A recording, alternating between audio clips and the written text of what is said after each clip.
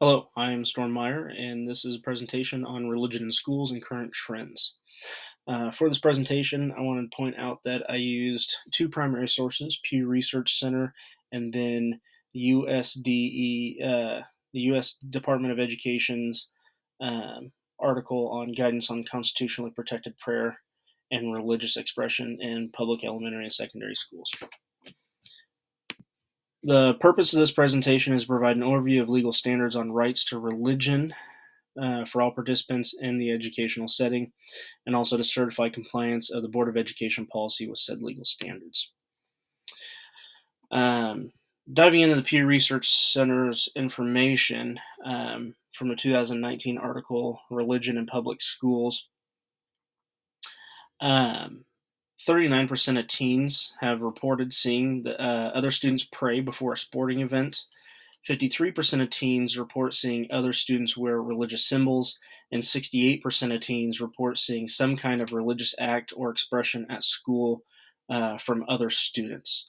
So, obviously, religion is present in our schools. The question is now, is that okay? So, here's what we really need to know. The First Amendment of the U.S. Constitution states Congress shall make no law respecting an establishment of religion or prohibiting the free exercise thereof. It does go on to mention other freedoms and rights there that we have, but particularly we need to focus on these first two phrases. Congress shall make no law respecting establishment of religion or prohibiting the free exercise thereof. So this is the Establishment Clause and um, the Exercise Clause, the Free Exercise Clause, sometimes called. So these are the two primary focuses where we know that government is not allowed, because of this amendment, to make a particular law focusing towards a particular religion or group of religions or anything like that. The government should not interfere because, in the second phrase, individual citizens have the right to freely practice religion. So a little bit of information, continued from Pew Research Center, and then also using a Supreme Court explanation resource, OYE. I want to give a little bit of history on Supreme Court cases and the implications those had on schools. So in 1940, we had Cantwell versus Connecticut, where they founded that public orders are in state interest but could not be used to justify the suppression of the free communication of views, such as religious affiliations. In 1948, McCollum versus the Board of Education, the case founded that the use of tax-supported properties, such as school buildings, could not be used for instruction of religion, because that would signify a close cooperation between school authorities and religious council, breaking the Establishment Clause. In 1952, Zorak versus Clausen, the court held that a release time program to choose to attend instruction religion neither constituted the establishment of religion nor interfered with the free exercise thereof. So a release time was deemed okay. In 1962, Engel versus Vitale, the court held that the state cannot constitute an official prayer as it violates the Establishment Clause. This occurred in New York, where the state sanctioned an official prayer for the state to be used in schools. And that violated the Establishment Clause because it connected government with an established religious practice. Some of the other actions that we've seen in 1963, the court ruled broadly that school sponsorship of religious exercise violated the Constitution. In 1992, they prohibited allowing an invited clergyman to lead prayer at graduation or other events. In 2000, the prohibition of school-sponsored prayers at sporting events. And in 2010, the Ninth U.S. Circuit Court of Appeals, not the Supreme Court though, ruled the recitation of the Pledge of Allegiance did not constitute an establishment of religion. The Supreme Court chose not to hear that and to keep with the Ninth U.S. Circuit decision. So we do have several instances of education and religion interacting through these and kind of laying out a foundation of what can and cannot be done. So, from the U.S. Department of Education, there's a couple of things that they laid out that must be done or must be followed as to prayer. And these are all quotes from the U.S. Department of Education's guidance on that. The Elementary and Secondary Education Act of 1965, which was amended by the Every Student Succeeds Act, requires a Secretary of Education to issue guidance to state educational agencies and local education agencies and the public on constitutionally protected prayer in public elementary and secondary schools. So there is a requirement the Secretary of Education does talk to SEAs, LEAs, and the public on what is constitutionally protected prayer. A local education agency must annually certify in writing to the state that it has no policy that prevents or otherwise denies participation in constitutionally protected prayer in public elementary and secondary schools. At public school and a public school and its officials may not prescribe prayer to be recited by students or school authorities, and schools also may not discriminate against private out of school religious expression by students, teachers, or other employees. So, this really sets the foundation to big points about how, um, from local to state agencies in education have to interact with religion. So what we need to look at really is what the USDE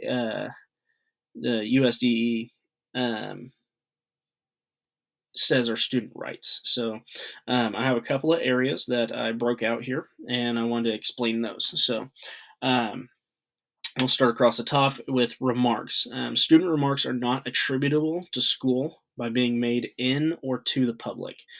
So students cannot be tied to the school based on what they say. They are individual free citizens, regardless if they're at school or not. Religious activities. Students may attend off premise religious instruction or activities with the school discretion. Schools cannot discriminate or promote these activities, though. So, if a school is going to allow for one religious practice, that a student to leave for that religious practice, then all students may be allowed to leave for all practices. Otherwise, if the school is going to take the discretion to not exempt that absence or excuse that absence, then they cannot excuse any absences. There is non instruction time, so students may voluntarily engage in prayer or religious activity when not engaged in educational instruction. So, if there's any downtime, such as lunch, students can freely choose to participate in religious activities by their own choice during that time. As for prayer, there is no constitutional prohibition on any public student from voluntarily praying at any time of the school day. So they can pray whenever they so choose. If a student receives a test and they want to pray before that test, they want to pray before an activity, all those things are fine. There is no prohibition against that. And together, students may voluntarily pray with fellow students, just as they may engage in any other comparable conversation activity. Um, they can also choose to try to persuade. Students may speak and attempt to persuade other peers about religious matters just as they could political matters. And then lastly, any limits. There are some. School officials may impose rules on student speech and activity as long as it does not discriminate against a speech for being religiously motivated or reflecting a religious perspective. So, obviously, students cannot do something that hinders the activity within school. It does not hold back other students or disrupt classroom, those types of things. But that those rules cannot be made um, based solely on the matter that they're partaking in a religious activity. So for staff and administration, this changes a little bit and it gets a little bit more murky as to what is allowed, not allowed. So when in official capacity, top left here, staff may not engage in prayer or promote religious views while speaking in their official capacity. When a teacher or administrator is acting as and speaking as, working as a public official, they may not promote their religious views or open a prayer in those capacities. Okay, I'm going to drop down to public employees because that ties together really well here when we look at what is official capacity. This is a quote from the USDE.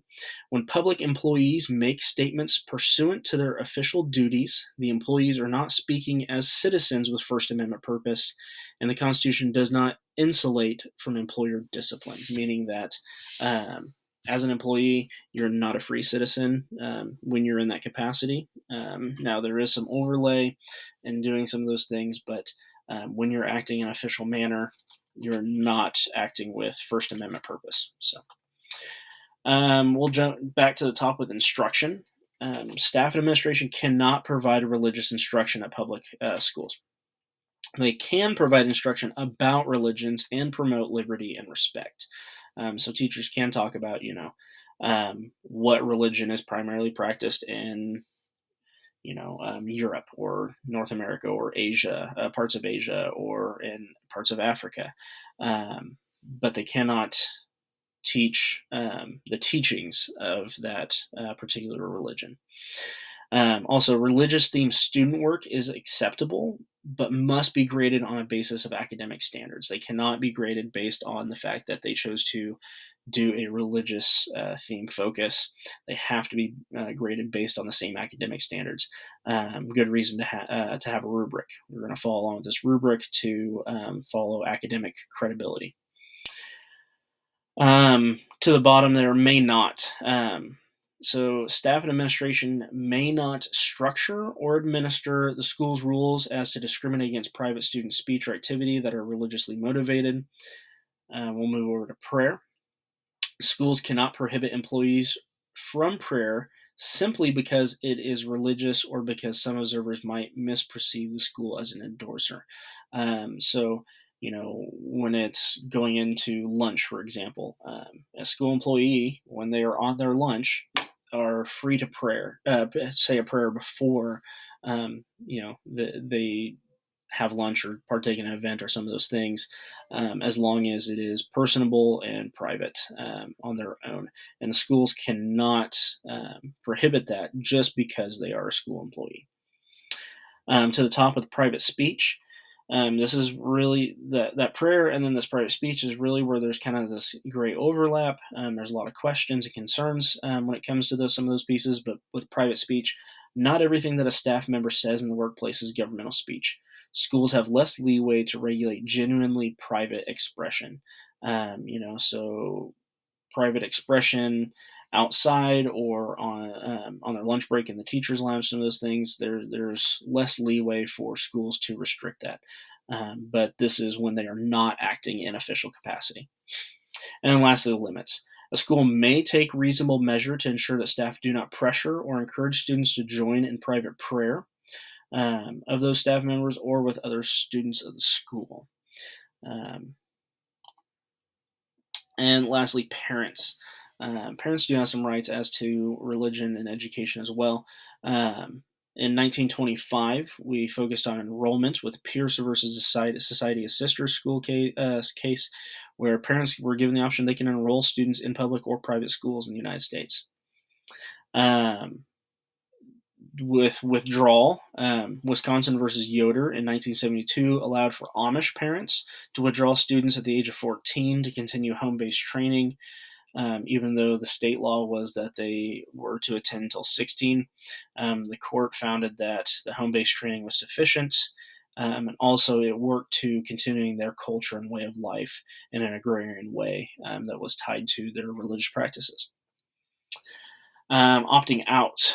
Religious and moral concerns have raised issue, but the Supreme Court have decided in nearly all cases in the last 25 years that challenge curriculum requirement has not yet met any parents' unconstitutional arguments. So, as to recent history, curriculum issues have not weighed enough to go through our parents' argument on something violate the Establishment Clause or the Free Exercise Clause.